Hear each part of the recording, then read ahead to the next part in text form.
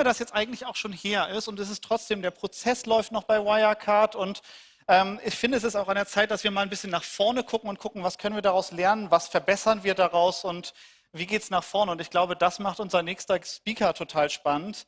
Ja, der ist nämlich Whistleblower. Ohne ihn wäre vielleicht all das gar nicht so richtig ans Tageslicht gekommen. Richtig, genau. Der ist Rechtsanwalt gewesen bei Wirecard, hat gemerkt, hier läuft einiges schief und hat dann gesagt, so geht das nicht. Und das wünschen wir und besonders wir Journalistinnen, aber auch alle anderen wünschen uns das natürlich in jedem Unternehmen.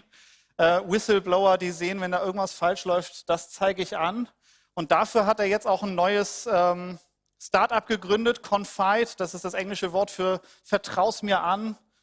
Darüber spricht er heute mit Christian Kirchner von Finanzszene.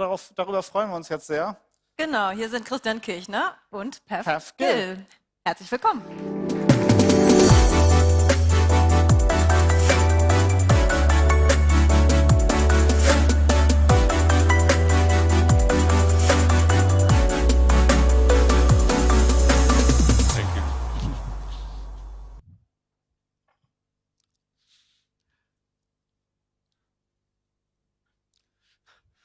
Well, hello and welcome. I thought we could start with a very simple question. We Germans are always interested in the way we are looked at from outside. And as I've heard yesterday, you've been traveling through Germany for 4 weeks now, quite some time. Not for the first time, but what's your impression of Germany? What comes to your mind in the country that changed your life forever in terms of your biography? Well, the beer is definitely the best. And it has a very strong effect. So I'm so happy I bought 2 blazers with me because the other one just doesn't fit anymore. So that's the impact of 1 month in Germany. Okay. Well, at the moment, there are news about the trial in Munich going on with the Wirecard CEO, Markus Braun. Did you ever go there or plan to go there and pay attention to the trial and listen to what's going on? No, it's always been a fun idea in my head, just to say hello to Markus Braun. But I understand the proceedings are mostly in German, and it's only as of last week that I was contacted for the first time by the court directly to finally appear. So yeah, it might happen at some point in the next few months. Why did it take them so long to talk to you, to get information from you? What was going on? I mean, this has been going on for years now, and it's the first time the prosecutor contacted you was last week? Yeah, I mean, I guess the prosecutors are not very keen because it's quite embarrassing. I sent them, you know, the dossier of information. It was about 1 inch thick. It had an index page. It went also to BaFin. It went to EY. And the question, I guess my first question to all of them would be, which part of these documents that I sent you did you not understand? Because I even made it kind of idiot-proof, right? I had an index page, I explained everything. So yeah, maybe that's why they don't want to answer that question. And they didn't contact me, it was a court directly, not the prosecutors. Oh, okay. Yeah. Okay, let's take a trip down memory lane, down to the days back in 2017 when you joined Wirecard. And can you remember the very first time when you thought, this is strange, there's something horribly going wrong in here? Yeah, the first time was when I was told, I think, to meet this guy called Ido. So Ido was the third most powerful, I would say, finance person in the whole of Wirecard. What's interesting about Ido is that he was hired directly by the Munich. Burkhard Ley, the CFO at the time. And the thing about Ido is he didn't really have a CV that made sense. So if you look at his LinkedIn profile, you would see public audit company for 4 years. It's not named. And then 1.5 years in Rocket Internet, 1.5 years in Arden Capital. And suddenly he's hired by a multi-billion euro listed company, doesn't speak German, and he can barely put a meaningful sentence in English together. So how did he snag that role? And what's the most exciting thing about Ido at that time was that one of the first ways he introduced himself was by saying that he's married into a drug dealing family. So if that's not a red flag for me or for any payments company, then I don't know what is, right? And then you found out the numbers didn't make sense from your point of view. Maybe you can just give us an idea what exactly was wrong. I mean, if you looked at all the subsidiaries, at least in Asia Pacific, none of them were making money. They were all in the red for 5 years at least. They were always filing their financial statements about a year, 1.5 years late. So how come each time there were EBITDA results, quarterly results released, where were the hundreds of millions in profit coming from, right? Because the technology pretty much sucked. So every time Marcus Braun would say that we are a fintech company, all the employees would actually laugh. Because, you know, the terminals were so basic. Alipay was doing something much better. Adyen was ahead of the game, technology-wise. So where was this technology? Where were the sales? I mean, the sales staff were pretty happy, I assume, because somehow they were getting hundreds of millions of deals in. So that was objectively a crazy way to look at the company. And did you start asking questions about this at the company, or did you just think about it by yourself? Yeah, I mean, I asked Ido, who was very flexible with numbers, let's just put it that way. So one day, you know, a loss-making subsidiary would suddenly have a forecast of multi-millions, or wasn't accurately financially, you know, structured. I don't know.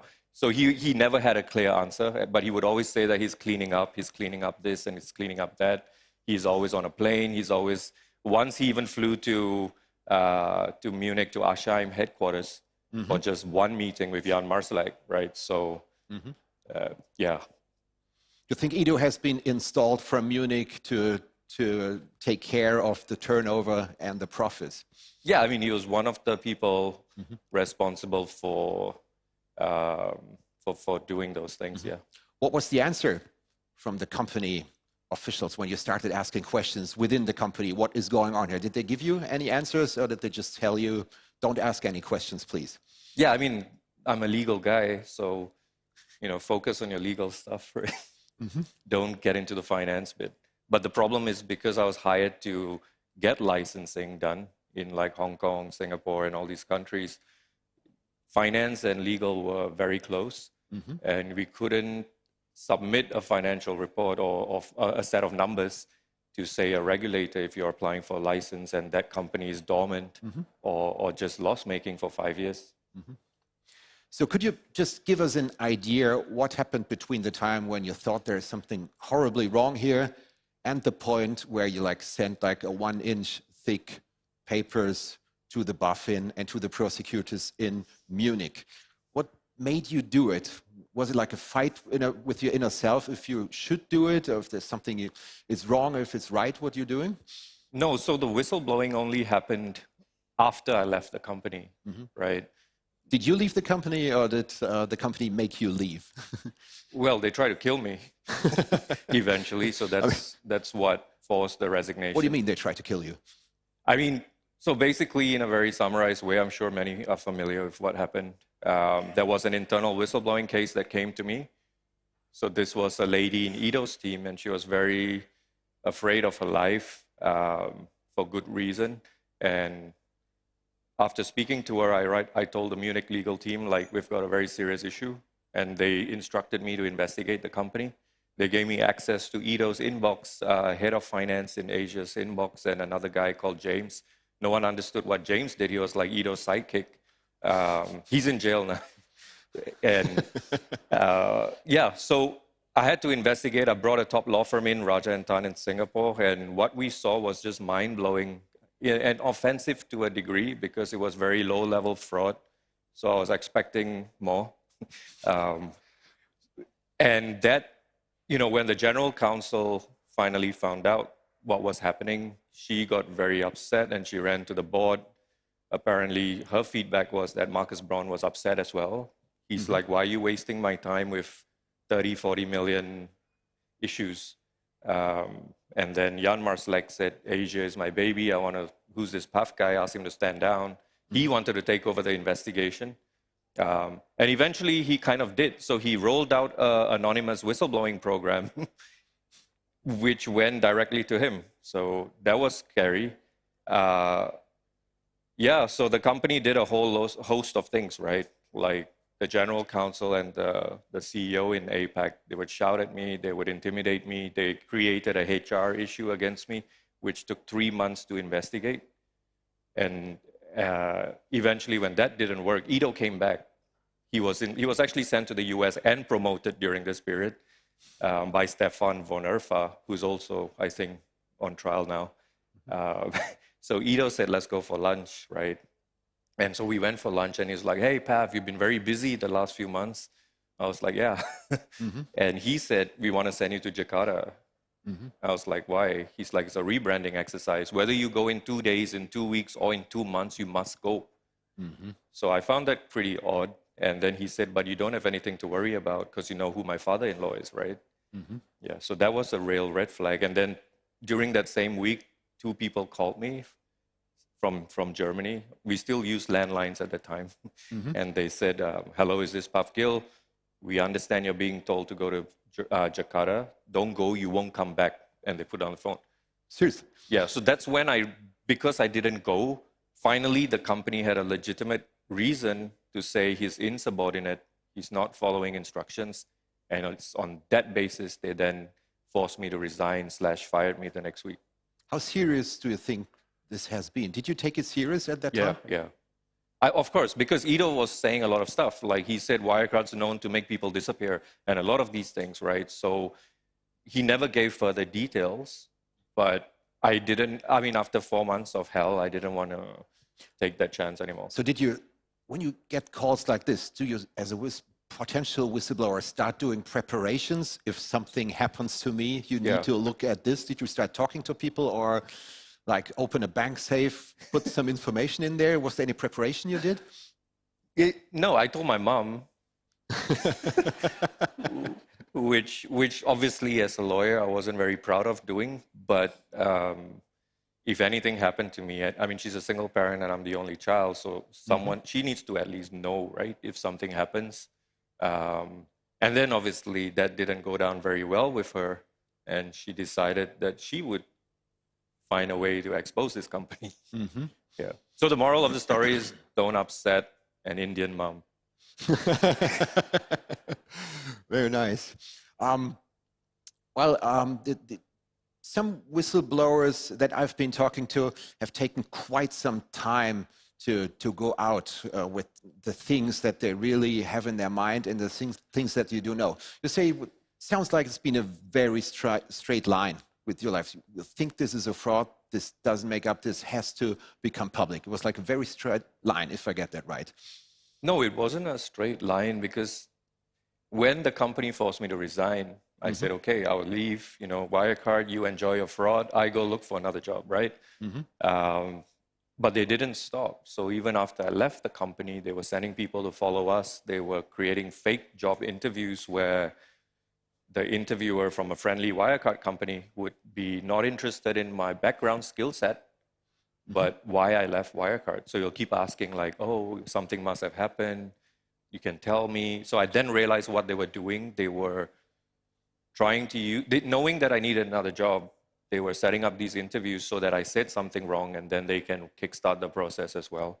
And then, because it didn't stop, it kind of forced us to act.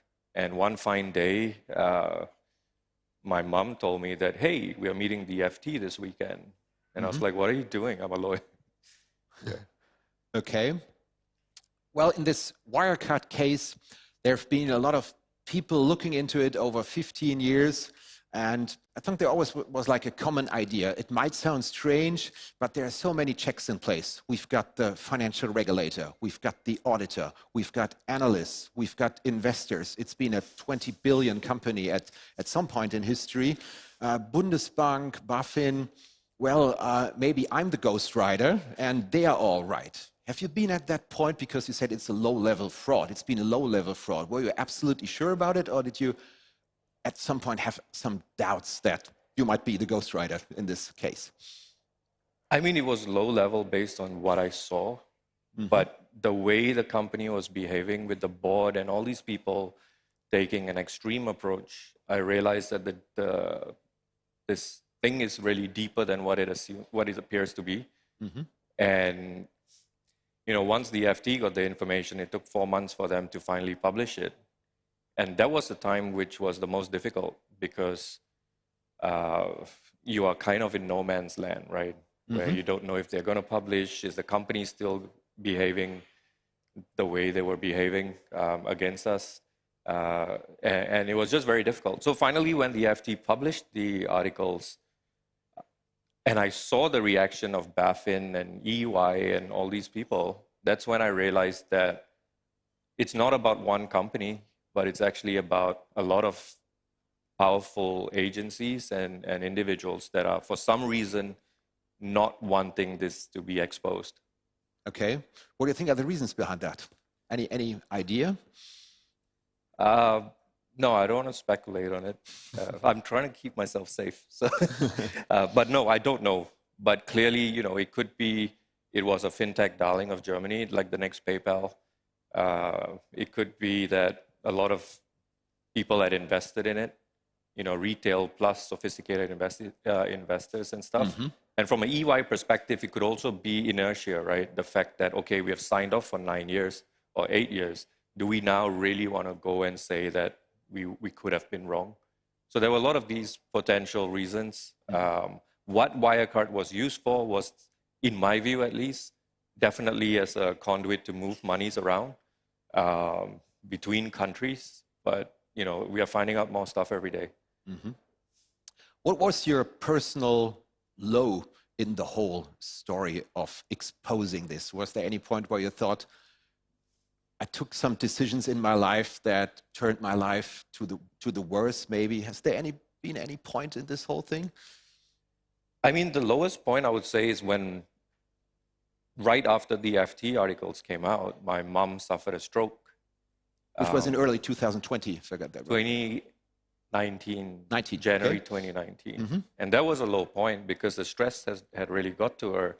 And that's when you ask yourself, like, is it worth all these things? But then again, what do? Either you sit around and you get attacked by these criminals, or you stand up and you actually fight back, right?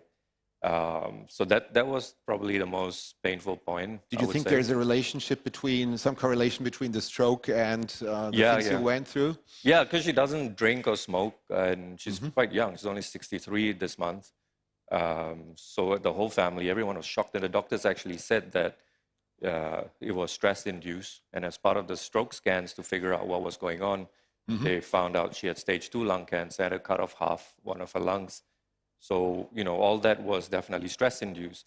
And it's insane, but a lot of people also don't know, once the FT started getting attacked and investigated, I reached out to Süddeutsche Zeitung, and they actually flew down to Singapore and interviewed my mom in the hospital. Yes. Never really realized your mom has such an important position in the whole thing. You mentioned her a couple of times. Is she doing okay now after the stroke? Yeah, she is. She's actually sitting over there. Right. There she is. Oh, there she's waving. Hi.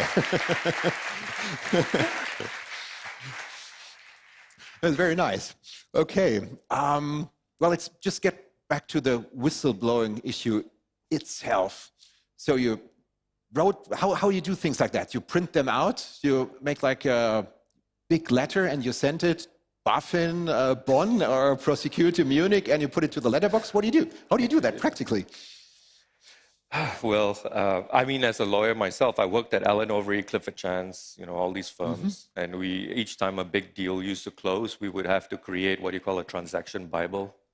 Had to have an index page, all the contracts and everything. So that's what I did. I used those skills finally, and I created about an inch thick with what I call the fraud transaction Bible, snapshot, whatever. And we decided we will send it. And it's very interesting. So one of the things that the FT told me is that you can't just print documents and send them out, because apparently there's like an invisible trace from the printer itself, which can be identified. So you print it and then you photocopy it somewhere else.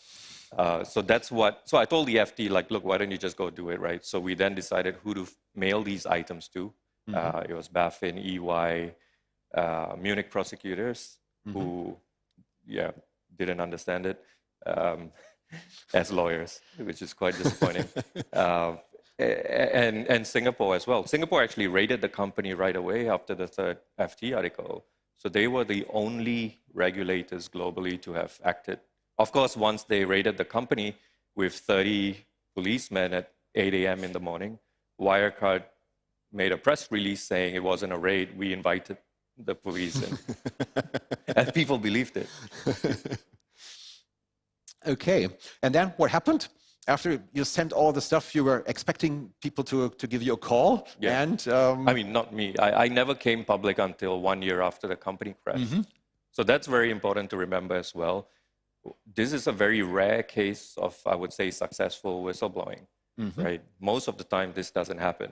You know, whistleblowers are exposed, identified, a lot of bad things happen to them, the companies still exist, or the fraud still continues. So when these whistleblowers reach out to me and ask me what they should do, I don't have a one answer to them, right? Because each case is so different. So yeah, that's just something to keep in mind. okay. Do you think the steps taken since the Wirecard blow-up are sufficient to prevent another Wirecard or to make it easier for whistleblowers to expose things? I mean, there's a couple of steps that have been taken, especially in terms of whistleblowing. I would like to hear your perspective on the steps we've taken so far. Well, I mean, financial crime as a whole is not punished strongly enough. That's my view, right?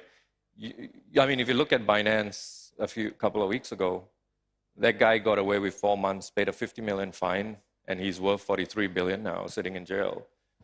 So the way financial criminals are being treated, it's as though the message to society is, this is a very lucrative career that people should consider because you make a lot of money, you do a little sabbatical in jail, and then you come out and you can retire, be a philanthropist or whatever, right? And that's why a lot of these guys, like even in the crypto space, they are constantly coming up with new companies, even though bad things happened to the previous ones. So I think the message is not strong enough.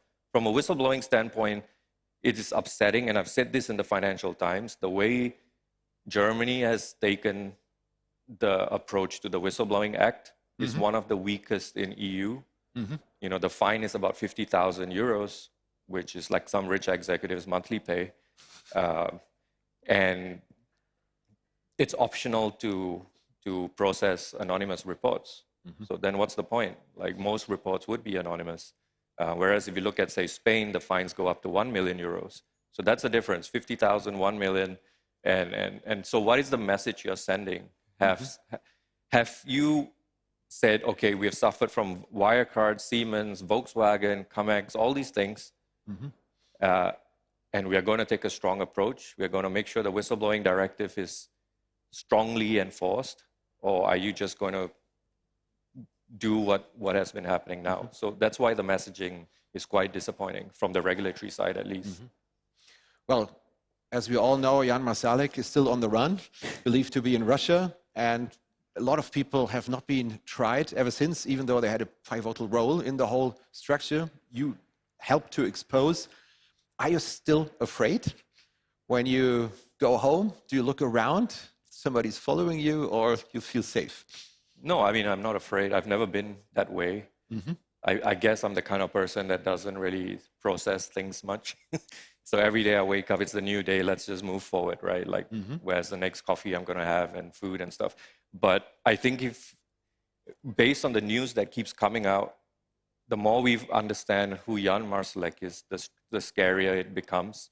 Because as I mentioned in the Capital magazine article yesterday or the day before, I said that I realized I've kicked the hornet's nest, not knowing how big that nest is.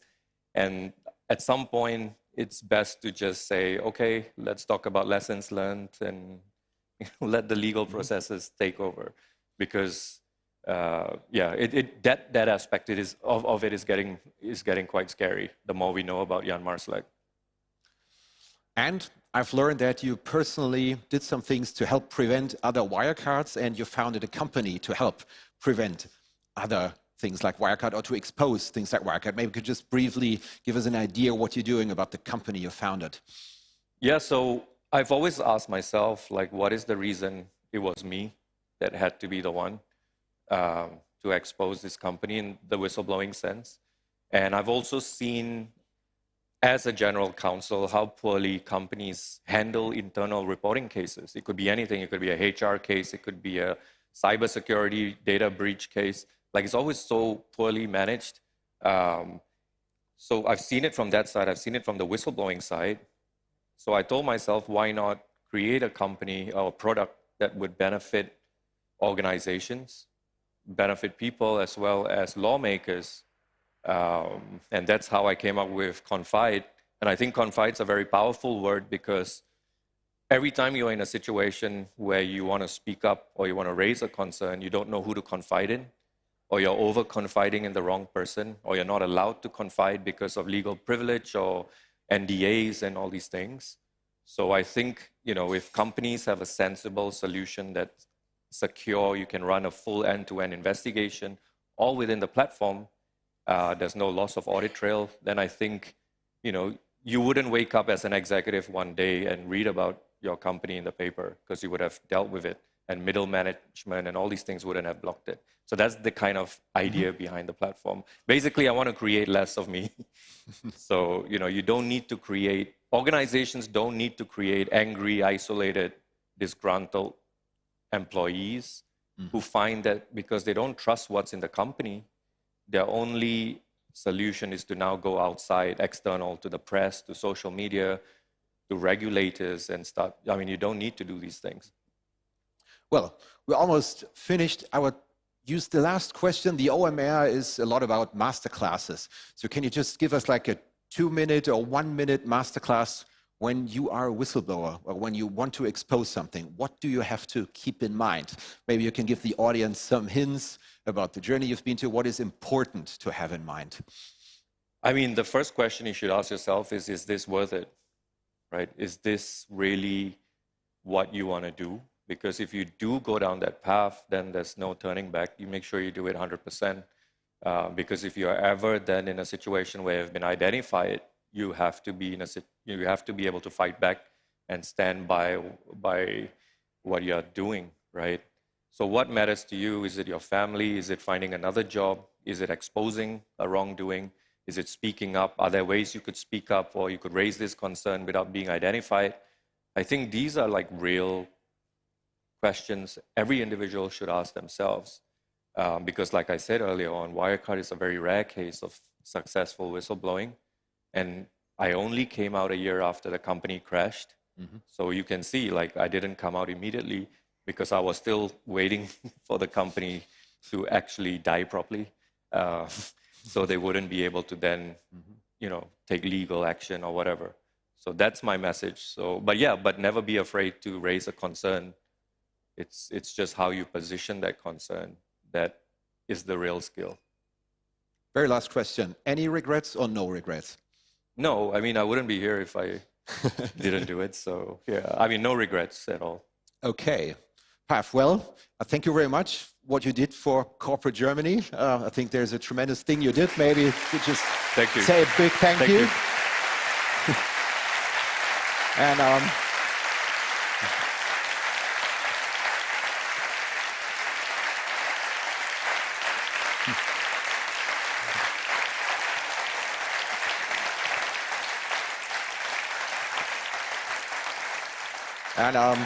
I've talked to Pav now last night. We've talked here on stage. I thought it was always nice to talk to him. Very interesting and insightful. We didn't take any questions because we have a tight schedule, but he's happy to talk to you. He'll be around, and you can find him on LinkedIn. Get in touch with him, either if you have a question or if you're an investor in his company. Absolutely, or you want to be an investor in his company. Feel absolutely free. And Pav, thanks again. It was a pleasure. Thank you. Thanks, everyone. Thank you. Thank you. Ja, das war super spannend. Yes. Unterhaltsam. Schöner Moment drin. Alles drin. Voll gut. Alles drin, alles dran. Ja, wir kommen, glaube ich, dieses Jahr nicht drum herum, auch nochmal wieder über künstliche Intelligenz zu sprechen. Wir haben jetzt 1,5 Jahre ChatGPT hinter uns. Ja. Ich weiß nicht, darf ich das noch fragen oder ist das vielleicht ein bisschen abgedroschen? Wie nutzt du ChatGPT? Nutzt du es überhaupt? Also du darfst mich ja immer alles fragen, John. Fast alles. Ich mache eine kleine Klammer drum. Aber klar, also als Journalistin kannst du natürlich immer ein bisschen diskutieren, über mögliche Fragen diskutieren, ein bisschen bei Analysen, Recherchen einbinden, Bilder generieren für Podcast-Folgen zum Beispiel. Aber trotzdem immer mit Vorsicht genießen. Hier und da ist am Ende, wir sagen immer, ja, ein Praktikant, der hat mal